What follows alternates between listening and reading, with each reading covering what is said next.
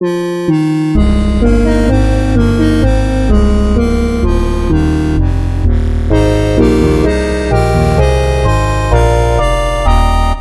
of you are probably thinking, what's this kid doing? He's 20, you're only 23 years old. What do you remember about the NES? Well, when I was growing up, especially, in the early 90s, late 80s, the NES was still, a viable platform. It wasn't so much like now, where a new system comes out and the old system is almost immediately, cut off and, is no longer supported. There was a lot of overlap between the NES and Super NES. So I was growing up seeing a lot of, I have all those vintage tapes I keep bragging about having, lots of commercials for NES games and the NES system itself. There was even one commercial for the NES redesign, which I guess was being marketed as a budget alternative to the Super NES. So I was very familiar with the Nintendo Entertainment System. I wasn't even really into games yet at the time. And strangely enough, even like up to like '89, I think even maybe in 1990, you could still see commercials being aired for the original Legend of Zelda. And my first clear memory of playing the Nintendo Entertainment System was at my stepbrother's house, and he had an NES with, I know mainly we were playing Super Mario Brothers. And I remember loving that. Even then, I was like, wow, that music is great. The World 1-1 theme. 96, 97, my friend, who lived a few houses down from me, was moving away. And I knew he had an NES, but I never seen him plug it in before. When they were preparing to move, they had like a baby, like a playpen, and they filled it with a bunch of like junk, like toys and stuff that they weren't bringing. And they put, everything in this bin for like $20. And there was an NES in there, and no one bought it, and it got, the whole package, the whole thing got rained on a couple of days, and I was there when he was pulling out in the truck, leaving forever, and it's like, hey, like, you could have the NES in there. So I dug the NES out. It's the same NES, actually. It's this very same NES, and I dug it out, and I brought it home. It had, I don't remember if it had a controller or any games or whatever. I brought it home, and my dad wouldn't let me keep it. He wouldn't let me keep it at the time because, he was like, you have N64, it's better. You have a better system anyway, and so you can't keep it. So that was kind of disappointing. So I gave it to my friend at the time. I gave it to my friend, and she just kept it in her room for years and years, and I hadn't heard from it again. 97. I'm saying years and years. When I was a little kid, it seemed like years and years, but it's really only maybe 3 or 4 years later. Two things happened at once. First, I was in Coney Island in Brooklyn, and back then there were lots of little flea markets, little street peddlers, and they almost had these little caves that went into the sidewalk. Like encased caves, and they were like done up with like lamps, like you're in a mine. And I saw this very same copy of Mario Brothers and Duck Hunt, and I saw it, and it was like $1 or whatever, and I had some allowance money, and I was like, okay, you know what? I'm gonna get this, and I'm gonna get an NES. Before I leave Coney Island today, I'm going to have an NES, and I did get an NES.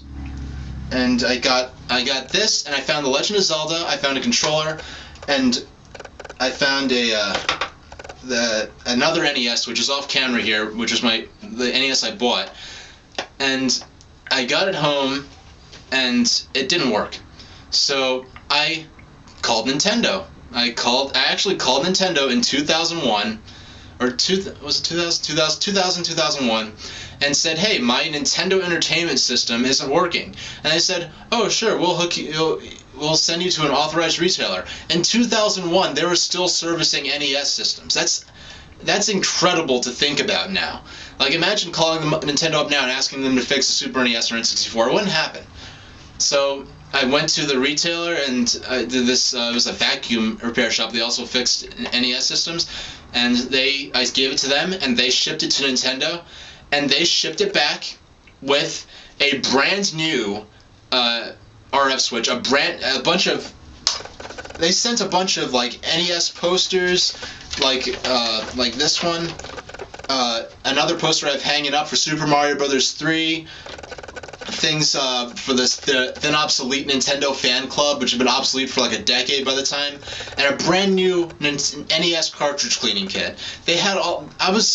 as far as I can tell, I've been asking online for years, as far as I can tell, I'm the last person I know of who got a Nintendo Entertainment System serviced directly by Nintendo of America. What happened at the same time, I had the opportunity to ask to get the NES back from my friend who had it in her room, and so I got the NES back. By then my dad had cooled down a lot, you know. I was able to keep it then. I didn't realize the NES worked. I assumed it was broken, but the thing was I didn't know how to hook it up at the time. Then I remember another thing that was happening at the same time was I got a copy of this book, Game Over, Press Start to Continue. I have a short review of it on my website, but it's like an in-depth, really well-written, very exciting, engaging history of Nintendo through NES, from the launch of the Famicom through to towards the end of the Super NES's life cycle. So, and I was like really like into the history of it and all, and I was remembering, you know, my own memories of the NES and the history of it, and I just felt really nostalgic for it. I plugged it in, and I played Super Mario Brothers for the first time on my own NES, and it was just so magical. It was like, even though the NES had been obsolete for years by then, even though my first home console had been the Nintendo 64, it was just like, you know, it was magical. That's the only way I could say it, as corny as it sounds. And I played the original Legend of Zelda. My memories, every morning, I'd wake up, I could see the A train out my window, and on this little bunny ears TV, the same TV I'd grown up seeing NES commercials on, you know, a decade earlier, and my mom would make me grits in the morning. She'd make me grits and cheese and some Scrabble, and I'd play Legend of Zelda, and I'd just wander around on the overworld. Just that alone was like so much fun. And, you know, and breakfast every morning, and we'd go to Coney Island, and we'd get all kinds of games from the street vendors. The street vendors, they were so cool. They'd guarantee anything. You could get a toaster with an active beehive, literally an active beehive in it, and they'll guarantee it. If it doesn't work, you could take it back and get a new one. I'd get lots of the games. I remember getting like Shadow of the Ninja, and the thing is, back then, I couldn't do this now. Like, I'm so jaded now with the internet and everything. But I just see a game and look at the cartridge and say, hey, that looks cool. Maniac Mansion. Like, if I'd never probably risk getting a game called Maniac Mansion I'd never heard of and knew nothing about now. Maniac Mansion. Maniac Mansion. Like all these, you know, Maniac Mansion. I keep saying Maniac Mansion. Super Mario Brothers 3, Bigfoot, the monster truck game, Clue Land, you know, just all those titles. You know, I'm just getting flustered. I'm getting too many into technical details. The point is, I got a lot of games from those street vendors, and I remember I got Kirby's Adventure, which is one of the later NES games. Came out in '93, and at the time I got this game. This is an amazing game, by the way. It's beautiful. It's awesome. It's all kinds of fun. And I have one particular memory I have when 9/11 I was, you know, this is like what I used to escape from the news. Like on that day, it was like the only good thing on TV was Kirby that day. I remember getting this game and thinking, wow, what an old game. And it was 2001, and this game came out in 1993. Here, I happen to have an EGM from 1993. Look, Street Fighter 2 for Genesis is on the Genesis version's on the cover. We've got, oh look, the Super Mario Brothers movie is being trailered. Got an ad for it here. Yoshi's Cookie. There's still lots of NES games even here being previewed and reviewed. And it's like, I also got this magazine from the street vendors, by the way. And I remember looking back at this magazine from '93 and thinking, wow, how nostalgic is this? Like, man, I was like really like nostalgia, really hard for those times. And now I think of it now. It's 2010. This game, Mario Galaxy, is now as old now as this was back in 2001. That's mind-blowing.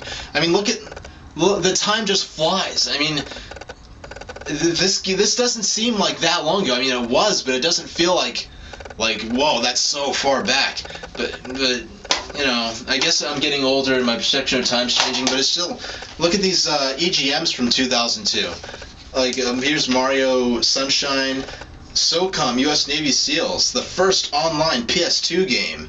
I mean, does SOCOM and Mario Galaxy now feel as nostalgic as seeing like Street Fighter 2 on the cover of an EGM did in 2001? It's just so strange how the time flies. It's sort of a disparity in how the times flowed between 92 and 01 and 02 till now. It's just an interesting observation I've been wanting to make in a video for quite a while. And, you know, it's sort of interesting. The NES in 2001, it was kind of in this sort of limbo where it was old, but it wasn't quite vintage yet. And NES, like a lot of people, it was just sort of obsolete. It's just something, you know, you had, you know, maybe in your attic or in a drawer, or, you know, propping up a table that's missing a leg. You know, and the thing is, I got a lot of NES games. I just ask people for their NES games. It's like, oh, you know, yeah, can I have some games? Like, yeah, sure, take some. And I get so many games that way. Because it wasn't like quite valued the way the NES is now. It was just sort of like old and sort of obsolete. So that's kind of interesting. And I remember even like back when I was playing it at my stepbrother's house, just the look of the cartridges were just so cool and high tech to me. And I love like this design with the red on the black and the stripes. It's just so, even now it's both futuristic, mock futuristic, and nostalgic. And I actually I managed to find a NES Advantage. This is a great controller, nice metal base here. The joystick feels great. The only thing I don't like, the buttons, they don't quite feel like arcade buttons. And sometimes they have a bit of a squeak when they travel, not very often.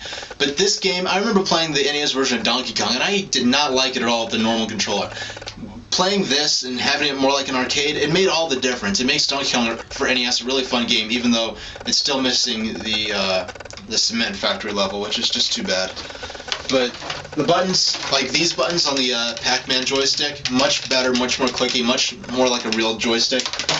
But still a very good stick. Got that slow-mo button. That was a joke even back then.